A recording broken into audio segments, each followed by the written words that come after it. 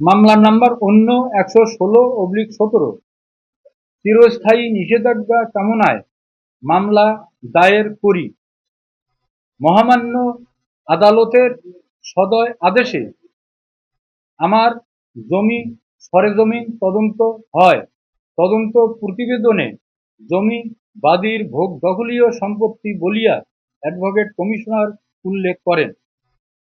আমার জবানবন্দি হইয়াছে প্রথম দফায় পূর্ণাঙ্গ জেরা সুষ্ঠুভাবে সুসম্পন্ন হইয়াছে। ১০ নম্বর বিবাদী মোহাম্মদ রাহেদুল ইসলাম পিতা মৃত মহিউদ্দিন সাকিন সর্দারপাড়া মৌজা খোর্দ তানপাড় এর দাবিকৃত বিগত ২৪ অক্টোবর ২০১৬ তারিখে ১৭,৪১৫ নম্বর দলিলটি ভুয়া জাল দলিল ধরা পড়িয়াছে। অভিযোগের বিবরণী: ১৯ এপ্রিল ২০২৬ তারিখে জেরা চলাকালীন সময়ে মামলার নথিপত্র সহ ১ হইতে ৯ নম্বর বিবাদী দেখান ১ হইতে ৯ নম্বর বিবাদীর দাখিলকৃত জবাব রেকর্ডপত্র মহামান্য আদালতের সামনে উপস্থিত করার নিয়ম থাকা সত্ত্বেও পেশকার জনাব মাহবুব সাহেব সে দায়িত্ব পালন করেন নাই। এ বিষয়ে মহামান্য আদালতকে উদাসীন অবস্থায় থাকিতে দেখা গিয়াছে।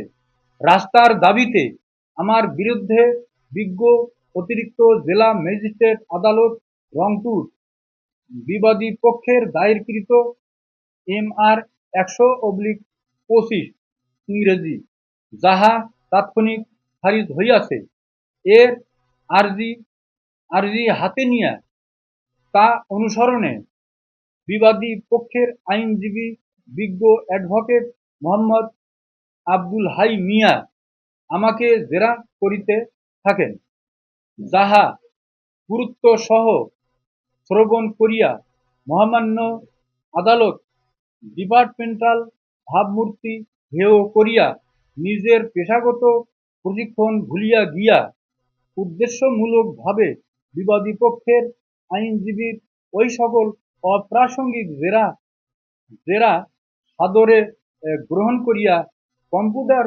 অপারেটরকে অনুমতি দিলে তিনি তা কম্পোজ করেন। আমাকে হ্যাঁ বা না বলার সুযোগ দেওয়া হয় নাই। ইহা সুস্পষ্ট যে মহামান্য আদালত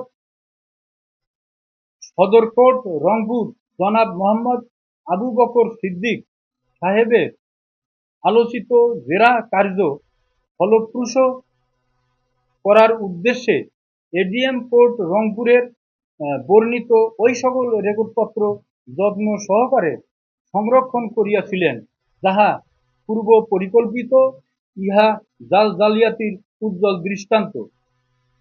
এ বিষয়ে মহামান্য আদালতের সদয় দৃষ্টি আকর্ষণ করা হইলে তিনি বিরক্ত বোধ করেন।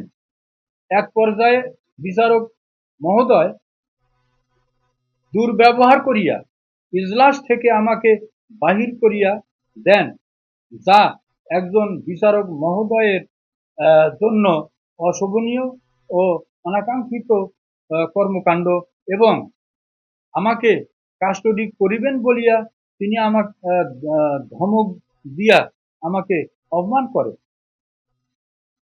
জেরা চলাকালীন সময়ে আমার পঞ্চমতম আইনজীবী জনাব অ্যাডভোকেট পরিতোষ কুমার সরকার মহামান্য আদালতের সামনে উপস্থিত না হইয়া তিনি তার নিজ চেম্বারে বসিয়াছিলেন। রায় পর্যায়ের আমার মামলা যেখানে জেরা সুসম্পন্ন হয় নাই, মহামান্য আদালত সেই মামলার পরবর্তী তারিখ জেরা বাবদ না রাখিয়া পিআইজ বাবদ তারিখ ৩ মাস পর অর্থাৎ ২১শে জুলাই ২০২৬ ধার্য করেন। ইহা প্রশ্নবিদ্ধ। সাংবাদিক বন্ধুগণ, এতক্ষণ আমি যাহাদের বিষয়ে নালিশ বা অভিযোগ করিলাম, উপরোক্ত বিষয়সমূহের মধ্যে একজন বিচারকের পক্ষপাত দুষ্ট আচরণ অত্যন্ত দুঃখজনক। সাংবাদিক বন্ধুগণ, আপনারা সমাজের বিবেক বলিয়া জনগণ মনে করেন। আমি বয়োবৃদ্ধ এবং গুরুতর অসুস্থ অবস্থা। এ অবস্থায় ওই সকল দুর্বৃত্তের মোকাবেলা করিতে আমি সম্পূর্ণ অক্ষম। বর্তমান জনগণের সরকার প্রধানমন্ত্রী মহোদয় জনাব তারেক রহমান সাহেবের আশু সদয় হস্তক্ষেপ কামনা করিতেছি।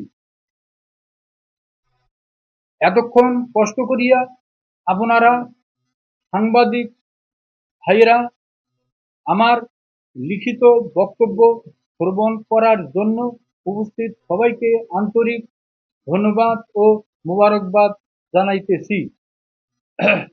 উপরোক্ত উপরোক্ত উপরোক্ত বিষয়সমূহে যদি আপনাদের কাহারও কোনো প্রশ্ন থাকে তাহলে আমাকে প্রশ্ন করিতে পারেন। আমি আবারও বলিতেছি যে সাংবাদিক ভাইয়েরা, আমার অসুস্থতা জনিত কারণে আমার বক্তব্যের কোনো ভুল ত্রুটি হইয়া থাকিলে তা ক্ষমা সুন্দর দৃষ্টিতে দেখিবেন। ধন্যবাদ সহ মোহাম্মদ আফসার আলী মন্ডল, মোবাইল নাম্বার 8।